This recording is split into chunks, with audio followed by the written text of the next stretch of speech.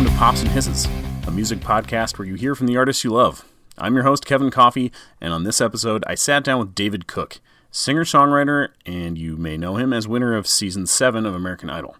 Cook is ready to release a new 6-song EP called The Looking Glass that he wrote and recorded over the last year.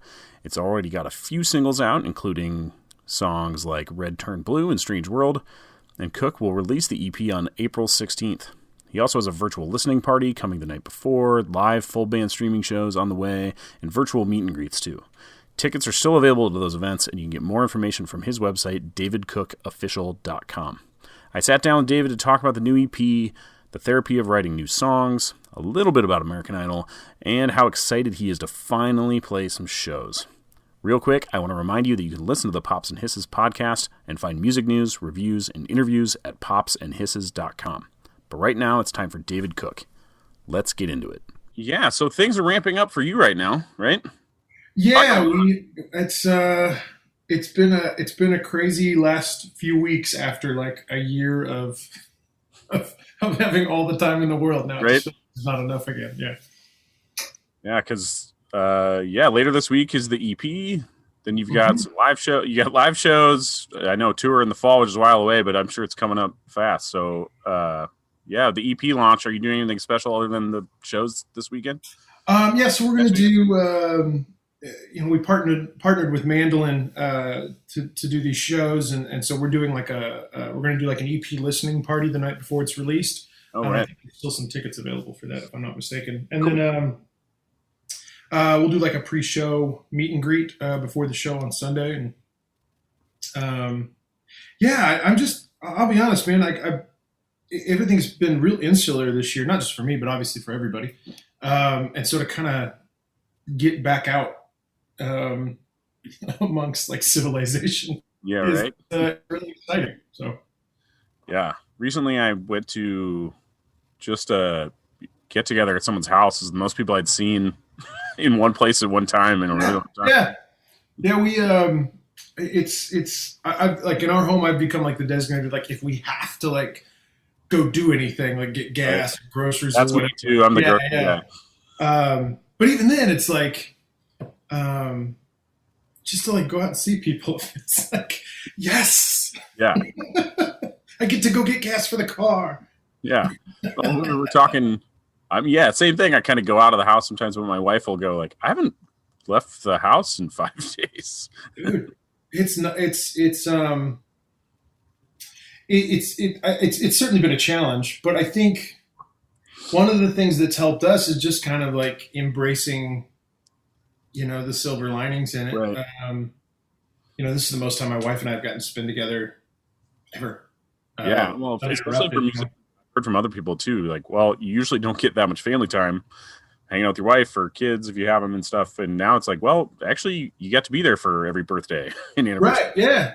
Well, and like we were talking about it the other day. Like, we've just found so many little like idiosyncrasies about each other that like we've fallen in love with even more. You know what I mean? So right, yeah. That's been kind of the silver lining to this one little cloud. For sure. And like you've got these live shows. Are these the first full band kind of live shows you've done in a long time?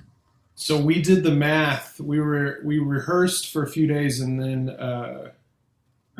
we were doing math during that. And it had been 472 days since we had played a full band show. Wow. Which is crazy because our last show was it was December 19th of 2019. And then we were kind of ramping up to get into the spring when all this stuff hit. So, it's been a lot of work, I think, getting everything ramped back up, but it's also been, really exciting and fun just to kind of be around the band again and play these songs in a way that, they were kind of intended to be played. Right. With all the little bells and whistles. So, it's been fun. Did this last year mess up your plans and stuff because you had started releasing songs? Some of the songs are on the EP like January of last year, right? So we trying to think. I don't think anything from January last year. So all these songs were written starting like when the pandemic hit, like Okay. February, March. I'm trying to kind of. That feels like so long ago. I'm trying to think of what we released. But yeah, I mean, we had dates in like April and May. I think in March too. That just gone and rescheduled and pushed back and. Yeah, it's certainly. I mean, it definitely brought the industry to a halt, and I'm anxious to see what it becomes on the other side. I've managed to be able to talk to fans over like Zoom meetings, right? Yeah, and I get the question quite a bit, like, what are meet and greets going to look like? And yeah, that's something I didn't even think about, to be honest. I don't know. They have to be different, right? But yeah. I don't know, like. The devil's in the details and that kind of stuff. And I obviously, like, I want to be able to go out and play shows with people in a room, just because I feel like that's kind of the romantic cornerstone of what I do. Right. But how do you do that and make it safe? And hopefully, like, the vaccine becomes more embraced than it is. Right. Yeah, man, I don't know. Because obviously, like, I don't want to be the catalyst for somebody getting sick. Absolutely. Well, in talking about meet and greets, I mean, you almost don't even know how you can handle those until a couple weeks before, maybe. Like, even if everything changes so much, like, who knows? It's going to be such a unique challenge, and somebody's going to figure out a way to make it work. I mean, that's been the music industry forever. Somebody's going to figure out some nuanced, original way to make it work, where everybody's happy, and that'll be the new standard. But yeah, I haven't figured that out yet. I wish I had. Yeah, there's got to be some money in that, right? Oh yeah, right. Can we figure this out? Let's stop recording. People. Let's just snowball this whole thing. Be the richest people in the music industry if you could figure that one out. I love it. Jay-Z would be calling, like, how do we get all these people? I'm telling you, I need some of that Jay-Z money. We all right? Oh man, yeah. Well, what's been cool is seeing, like, just looking at your Twitter and stuff. You've got a lot of fans that are excited to see the new music. So excited that you'll be touring eventually. Has that been good to see? Like, they're waiting for me. Yeah, I think I kind of foresee this initial push when things open back up and shows come back. I do think there'll be a little bit of an additional drive to go to shows. I hope, just because we've been deprived of it for so long. Yeah. And hopefully that wave can kind of crest out for a long time. But yeah, I've been really humbled by the excitement, not just for shows, but for this new music. Because it's been a particular challenge getting this new music recorded and ready to put out. And all its peripheral stuff, like, all right, instead of just packing guitars and cables and pedals and microphones and all that to go to a studio, now I also have to pack hand sanitizer and masks and, but once you get in there, it's fine. But those little extra challenges, I think, added, not desperation, that's not the word, but maybe just a little bit of extra, like, gotta get this right, right. And that little extra, like, urgency. Urgency is the word. There you go. On this EP that I don't know that it would have had otherwise. And so to see the response that we've gotten from the singles so far, and the excitement for these shows coming up and for the EP, it kind of. It does make you feel like those extra steps that you had to take earlier in the year feel a little bit more worth it. Yeah, for sure. Mm-hmm. So take me back to last spring. You said you started writing some of these songs. Was that the intended sort of schedule, so to speak? Like, I want to start working on a new EP, or were you just like, well, I'm at home and I got nothing else to do? Honestly, it was born out of no shows. I've got a studio downstairs. Yep. Might as well use it. So it was just a matter of, okay, trying to figure out a new creative system for myself. Like, historically, a lot of my inspiration has come from being on the road or being out in social situations and those. So what now? And so I feel like this EP as a result kind of has a little bit more focus to it. Excuse me. And a little bit more of like a constant through line, where, a song like Reds Turn Blue, which was it was an exercise that started, I think, before the pandemic hit. I've kind of battled an anxiety disorder for about the past decade. Oh, knowing for the past decade, I'm sure I've had it longer, but I took on this exercise like trying to make my anxiety the other, and that's where Reds Turn Blue kind of stemmed from. Wanting to kind of almost disassociate my anxiety as this completely separate entity from myself, and so then it was like, then the pandemic hits and I have that song and it's like, all right, I should do something, let's build around it and see what we can come up with. And that's where like songs like Strange World come from, is like realizing like how different things are outside. And you see that just by looking at it, and you also see it on the news, like just how crazy the world's been this last year and how different it is now than it was a year ago. And songs like Make a Move, which is about like, I was sitting at home and just like, man, I'm getting ready to, at the time I'm getting ready to like, 38's like on the horizon. I'm like, God, like 20 years since I graduated high school. That's nuts. And then thinking back, like being a kid in the Kansas City area and like wanting so desperately to like experience the world outside of that metro area. And then I left. I moved to Tulsa after college, and then Idle, and I'm living in LA, and then LA to Nashville. And this whole time it's just like, I kind of realized like I've been chasing this vibe that I left behind in Kansas City. And so I think all of those things and all of the inspiration for those songs, I don't know that they come out of a different scenario. Do you know what I mean? Right. Yeah. Right. So yeah, I kind of went off on a tangent there, and I'm not really sure if I answered your question. No, it's really great. I was just asking, I think, about, how you started writing these songs. But yeah, to your point, there's just a lot of not being a songwriter, sitting there at home and like, I don't know. I felt like I was able to observe the world differently, so to speak. Like things are happening.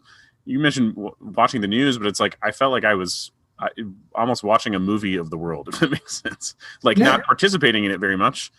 Like I've been working remotely for more than a year now, and it's just like all of a sudden you're just at home and there's all this stuff happening, but I feel like I'm not a part of it at all. So yeah. And then I don't know if you felt this at all, but there was a point when I felt like, all right, home used to be this like reprieve from work. Right. And now it's like, it's there. And, and I battled a little bit of guilt, like partway through. Cause it was like, if I'm not inspired to write, like, what do I do? Yeah. And like, we started binge watching like shows we'd watched multiple times before, like The Office and Brooklyn Nine-Nine and all this stuff. Yeah. And we watched everything again. Oh my God. Yeah. I mean, Netflix could have tripled their price this last year, and we would have gladly paid. Take it all. Yeah. Don't do that, by the way, Netflix. But man, I'd sit on the couch and start to feel guilty. Like, there work's right downstairs. There's no reason why I shouldn't be down there doing something. But yeah, and I had to fight that a lot. But I'm sure I'll find things to complain about when things open back up too. I wish I was back at home. Yeah, right. Yeah, goodness, grass is always greener. Yeah, right. Yeah. Well, yeah, I got that vibe a lot in Strange World for sure, because that's just kind of about sitting and watching everything. I really like Red Turns Blue about anxiety, because having dealt with that a little myself and my family and stuff, it's very, like I like the way you kind of, like you said, you made it an other, like it's something else. Like this isn't me. This is like this thing that's almost like a villain that's bothering you. But and one thing I want to know about that was, did writing that song help? Does performing that song or playing it with your band been therapeutic? It does. I think there's elements of that song that kind of harken back to like my old bands and stuff. Like it feels a little more, particularly the bridge. I love playing the bridge on that song, but a little more angsty maybe. And so I love being able to tune into that. And so just playing it can be a little bit of a release. What little I've gotten to really play it that way this last year. But I got to give credit where it's due. I'm going to say borrowed, but in truth I stole the idea, like the concept of that song from, there's an old, I don't know if you've ever watched it's like a live interview series, live at the 92nd Street Y. Bill Hader did an interview there, and he talked about his anxiety while he was on SNL and how he would treat it that way. Like he'd be like, all right, I got to go out and do this scene. Like, glad you're here, but just wait here and I got to deal with this and then I'll come back, Yeah. He said it much funnier than I would ever attempt. But, I was watching that just on YouTube and I got done and I was like, man, that's a cool concept. I wonder if I could wrap my head around that, and if it would help. And in truth, like I constantly forget this idea and I always come back to it.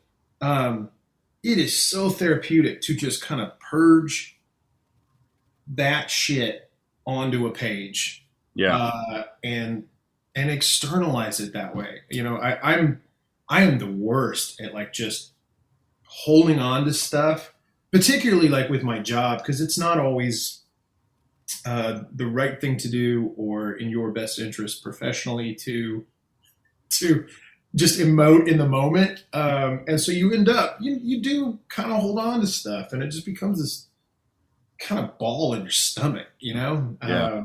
And it's frustrating to me that I always forget this, but songwriting is such a great and inexpensive therapist. Yeah, right. Yeah. And we do, similar, not writing songs, but my wife and I will just be like, let's just sit here and talk about this because it's better to just have it out open in the world. Like as soon as sometimes some of the things would be like, as soon as I say it, it doesn't sound that bad.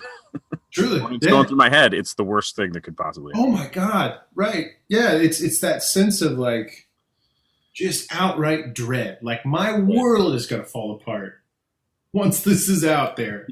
And then it's just, and I think some semblance of it, there's got to, and this is going to sound bad, and I just attribute it to my experience. There's got to be some ego involved in it. Like, like everybody's watching and everybody cares. Yeah. Nobody's watching. Nobody cares. You know what I mean?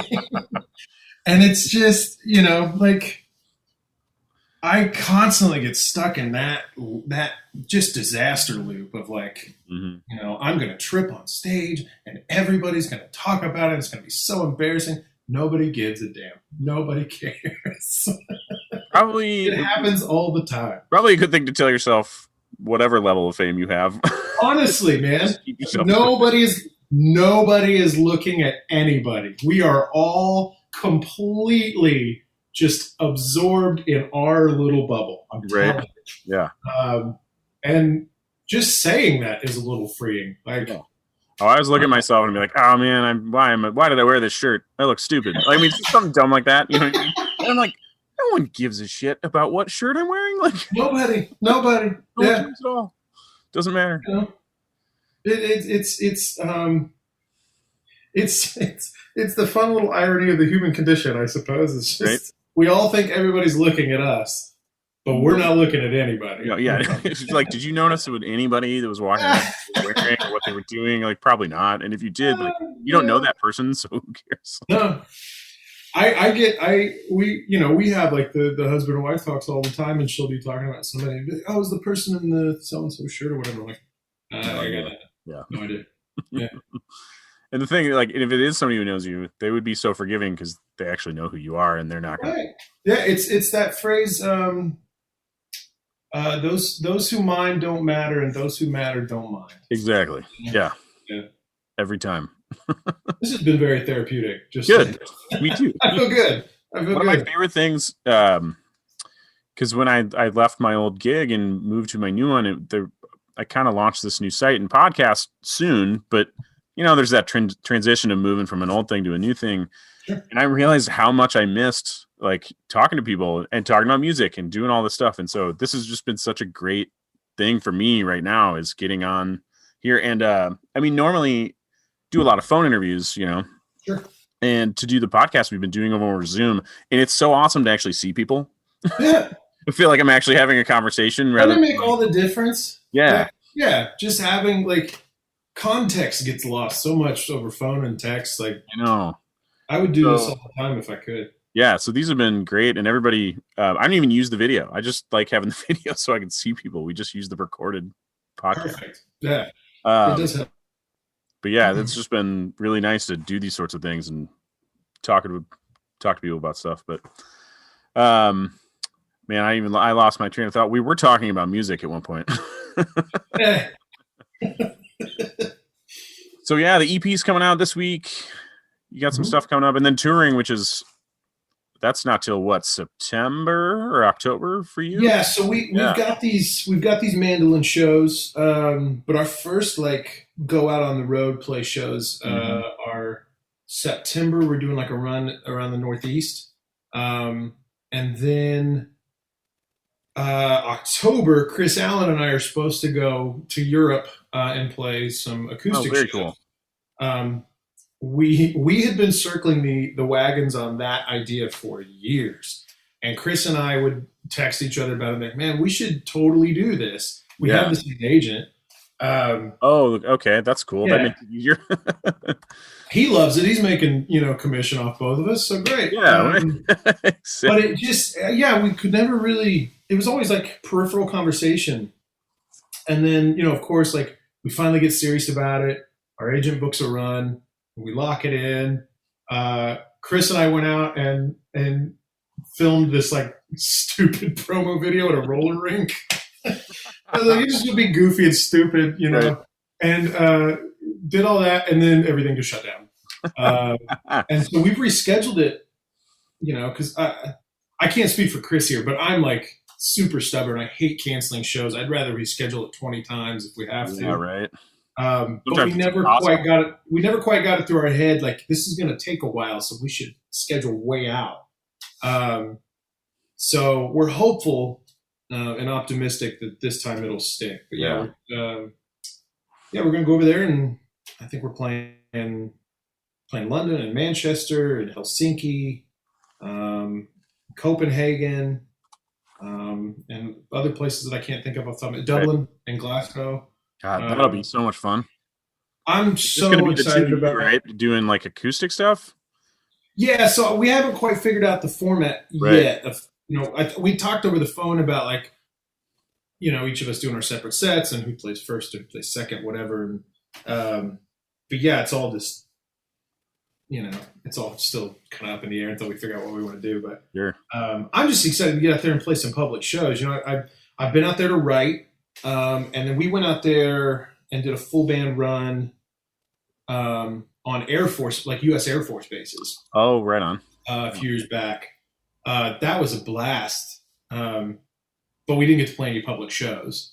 So this will be like the first time. I think it's the same for Chris, where it's the first time we've both gotten to go out there and play like public shows. I might be wrong about Chris, but for me, for sure, first time. That's awesome. Yeah, I'm stoked. I gotta get back out there to like Germany and Belgium so I can have some schnitzel with you. Yeah, the big part of it is the food. Oh my God! Yeah, I am very excited for that. Yeah, we are. The sister-in-law is in Italy. Her husband's stationed over there, and so man, the food. Where at in Italy, they're at Aviano, which is kind of in northern Italy near Venice. Okay. We played there before. We played Sigonella. Yeah. But like they're a train ride from everywhere. And food photos, the constant, hey, we went and got this today. I'm like, I'm so jealous. Oh God. Yeah. I had Burger King again. Yeah, right. Not like, hey, I will say Omaha, Nebraska, surprisingly great for food, but like authentic Italian pizza is not like, Well, it's like it's like here. there's good sushi in Nashville, Right. but it's sushi in Nashville. Yeah. It's the best we can do. Yeah. Good Lord. Landlocked. Well, yeah. Hopefully you can make it out to Omaha sometime. You have a fan base here that's just loves you, man. Honestly, Omaha is such an important spot for me in the U.S. Like, Well, yeah. I mean, like you grew up. I mean, a stone's throw. Like yeah, down in Kansas City, and then I know you auditioned here for Idol. So yeah, you've always kept a fan base here that's always so excited when you come to town. and I'm a huge baseball fan, and the Royals affiliate is in Omaha, and Yep. I went up there and caught a couple College World Series games back in the day. Like, it's Omaha, and I got some history. You know? Yeah, man.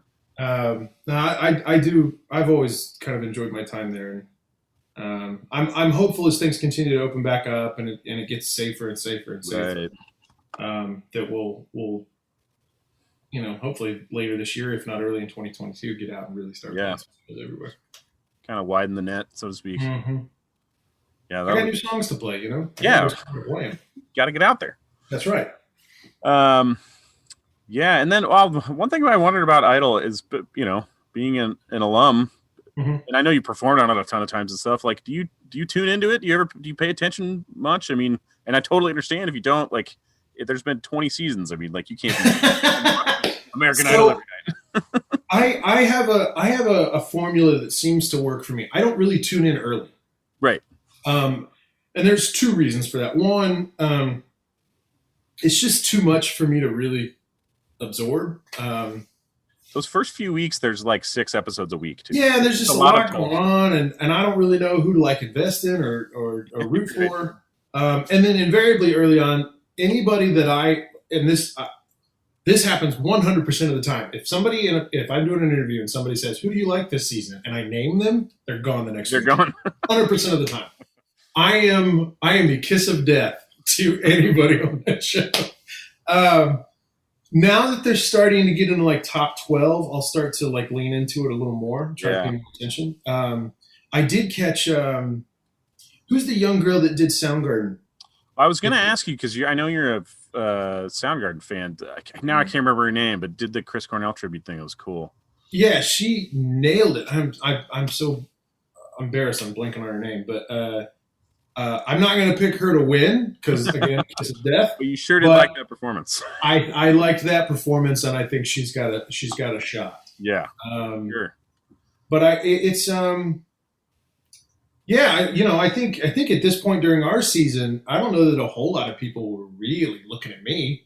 So who knows? It's just going to be somebody's going to start to really separate themselves here in the next few rounds, and that's the exciting stuff to watch, at least for me. Like, the early round auditions are the early round auditions, and you can kind of start to figure out, all right, that person's voice is cool, that person's voice is cool. But there's got to be an arc to it. I think the people that go on there and they're already really polished and then sort of live there. It's really cool to see the people develop. Like, you see somebody they're good, but they're really raw. And God, did you see me in my audition? Come on. Like, eesh. There's you want to see the evolution from beginning to end, and those seem to be the ones that tend to do well, if not win. So. Yeah, right. Yeah. Well, it's always exciting to watch. Yeah, man. Well, that's most of the stuff I wanted to talk about. I was excited to get to talk to you because, and as I have in the past, just you and I are just about the same age. We grew up a couple hours away from each other. Grew up into a lot of the same music and stuff, so I always appreciate listening to your new stuff and thank you. Being able to talk to you when I can.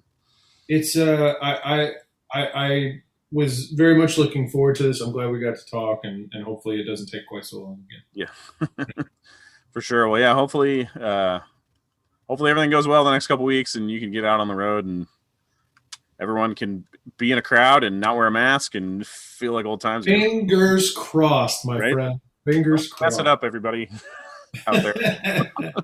Yeah, masks, vaccines, let's get this right so we can all go back to work and have fun. So. Right. That's the thing I keep telling people is like, hey, the longer you don't do this, the longer we don't have concerts. Dude, and blame you. I've never been more jealous than I was. I saw the video a couple weeks ago of like an outdoor concert. Oh, yeah. And everyone was big festival party show. It was so cool. And I'm like, man. Right. Yeah. We'll get there. One way or the other, we'll get there. So look forward to it.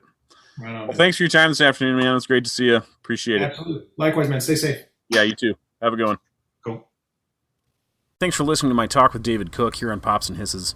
Remember to check out his site, davidcookofficial.com, for information on upcoming streaming concerts and virtual meet and greets and all kinds of other stuff. Please subscribe to the Pops and Hisses podcast on your favorite podcast app or head to popsandhisses.com where you can listen to the podcast and find more music news, reviews, interviews, and, of course, podcast episodes.